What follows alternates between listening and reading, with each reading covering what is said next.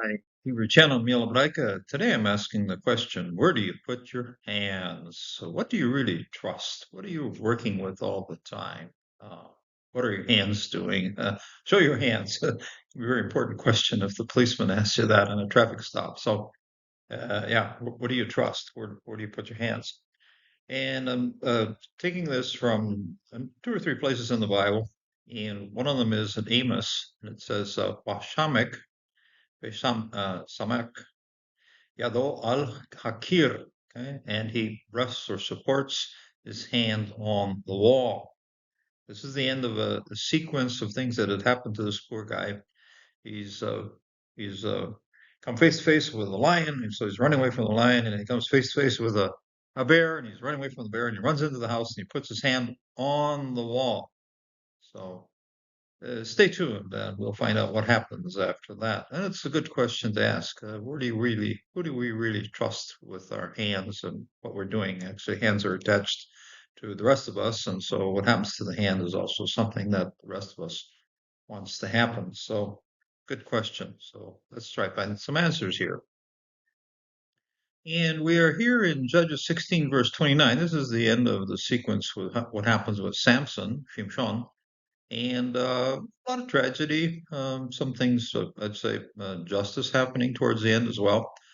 But it's based on the verb samek, okay, to support, to hold up, to hold on, something that you're really got a lot of holding your weight. In other words, something that's very strong for you and holding you in place as well. So, um, and we find here in Judges 16:29, Va yel pot Shimshon et Shnei Amudai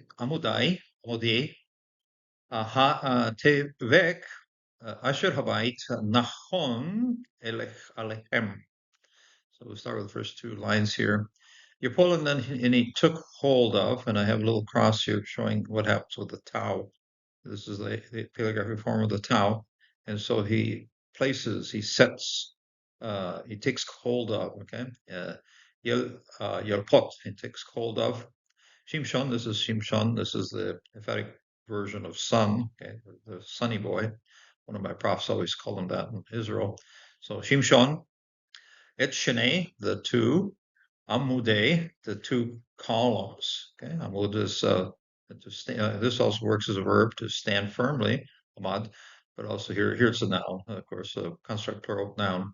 Amudei, columns of teve, of the middle. Okay, hateve, and we find this word a lot in the middle of prepositions known as betuk, in the middle of. But here you just have the tevik, that's tau vav kaf, okay, tevik, and then the middle, okay, in the middle of the house. And here you have the two columns right here. Shnei amadei, okay, Shnei amadei, tevik, asher, which, aveit, okay, this is the house. Nahon, which is, this is the version of chen, to be firm or true or yes, okay.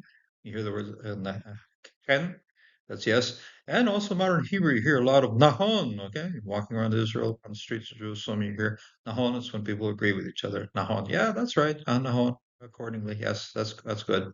So Nahon, okay? Nahon, Elechem, on them, okay? So this is, they are strong or yes on them, okay? On the reference here of these two Amodai, okay? So on them. So they're in the middle of the house, holding up the house, and the house has to trust most firmly on these two columns. Everything depends on these two columns. Yashamek, okay, he asks the boy who's leading him around, help me with this, okay? Yashamek, so, and then he leaned on them, he supported on them, he put his weight against them, and so I've taken the paleographic form of Samek here and taken this version of the letter, turned them 90 degrees, and so his hand is pushing this way and his hand is pushing that way, left and right on these two columns. Shamek, Alachem, onto them. Ehad, one. Yamino, in his right hand. Okay, that's I think the right here.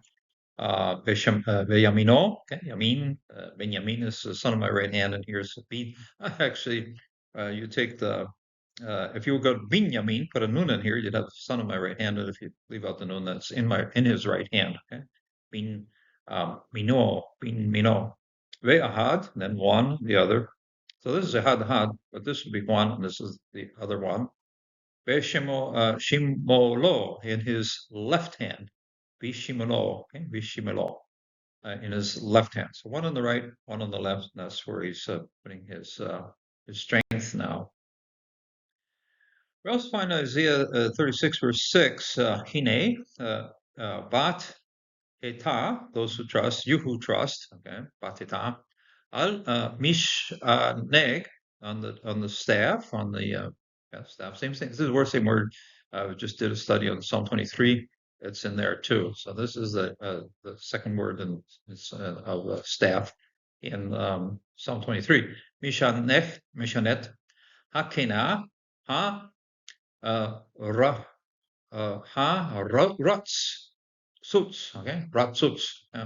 Double. This will be an open syllable here. Ha Ratsuts.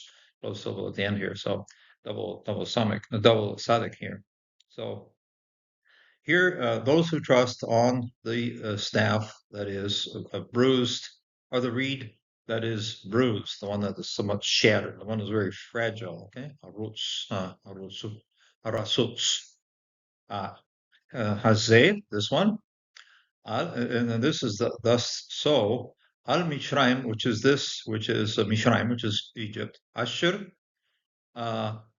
Yishmech, okay, which it's the same as Ish, a man who puts his weight, leans on, okay, one who supports himself. Yeshamek, one who supports himself. And again, I have a little bit of drawing here. I took the samek, put it upside down, and have it pushing down. Have the kaf here pushing down onto this reed. The reed's a little bit shattered here, and it's something bad's going to happen when you're trusting something like this. So, Asher Yishmek, who leans on, puts his weight on, supports on. Ish, a man, alav, on it. That would, the reference here would be back to Mishraim, or back to also the reed right here, Kana, who trusts on that reed. Oh, it comes, be kafo, in the palm of the hand. Kaf is the right here, and I have it right here, kaf of the hand. It comes to the palm of the hand, the nekeba, and then it pierces, okay? Nekaba, it pierces it, okay? It cuts right through it into the palm. I think of something very painful. That's what would really hurt, okay? Nekaba, can, and thus, in this way, yes, this way, same thing as nahon or can. Yes, thus is, and so is, Pharaoh, the Pharaoh, Melech Mishraim, king of Egypt, Lekol, Ha botehem, botohim, those who trusting in him, okay, on him. So if you, and we're back to here. If you trust, bateha, bat, if you trust, and those who trust on Pharaoh, they're standing there and they have the reed pushing through their hand. In other words, you think it's strong, it's not. It's they're going to cut you back badly. This is what Isaiah was saying, warning the people: don't look to Egypt. You're going to get your hands perforated with that kind of trust. And Amos had a very ironic story. Had numerous animals here in the story. So Kasher, Nus, okay. Nus is related also Rus, okay, running, fleeing, okay, Nus, and he's on the Nosh, okay, he's running, okay, Nosh, it comes from Yiddish here. Kasher, Nosh, Yanush, Ish, a man, Mephane, from the face of, Ari, from the lion, okay, you can remember this one very well from Ariel, okay, God is a lion, okay, also a name, well-known name, Ariel, still around. Ariel, okay, Ha'ari, the lion. Pego, and then, but he faces, Pego, he comes, he actually runs into Pego, he faces the face, does a face plant, Hadot, okay, then faces the bear faces him, Okay, I have to tie down this suffix pronoun here, which is back to this man. And the bear faces him, and then Ba becomes Habait to the house, enters the house. Ba Shamak, and then he uh, he supports. Okay, Shamak. He puts. He has this support thing here. He leans on Shamak. Yado, his hand. Al Hakir onto the wall. Nishok, and then bites him. Hanahash, the snake. Okay, the snake bites him. So a lot of times most translations will do indefinites here, but there are definite articles on all of them. So each one, this means that each animal in this whole sequence has a purpose and has something to do. And so Vishamak Yado al Akir, Venashko, Hanahash, and then the snake bites him. I have a wall here. You're leaning on the wall. And then the nun here is the actually root word for Nahash, the snake. That's what the form of this nun is right here. This nun. It's a Nahash. Nahash is hiding in some crack in the wall. Boom, leans out and bites him. And some of the snakes around here, to call the four-nosed vipers, and so small enough to hide in the wall. Some walls have large enough holes for them, and you better be careful where you stand, where you walk at night as well. And so danger lurks. And you think you're safe, all of a sudden, boom, you find yourself in great danger. And this brings us to a little meditation from John 20, verse 26. Where do you put your hand? I had the question. Who do you trust and what do you trust in this life? And here we have Thomas, the doubting Thomas, we know well known from John here.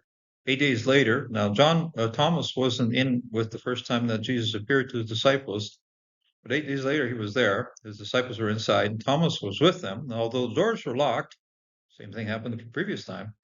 Jesus came and he stood among them and he said, "Peace be to you." Shalom lecha. Okay, very well-known greeting of Aramaic and also Hebrew. Shalom lecha.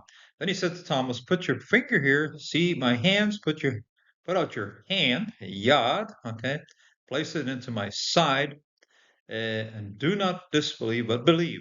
Thomas answered him, "My Lord and God." Jesus said to him, "Have you believed because you've seen me? Blessed are those who have not seen and have yet believed." And we have to look at where Thomas was able to put his hands. Okay, his hands were placed exactly where Jesus had pointed it out.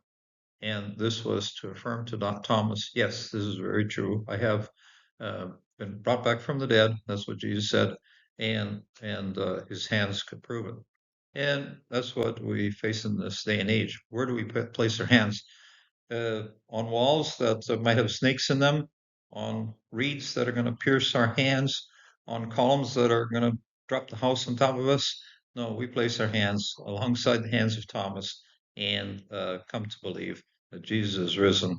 We serve a risen Savior. And so now, until the next time.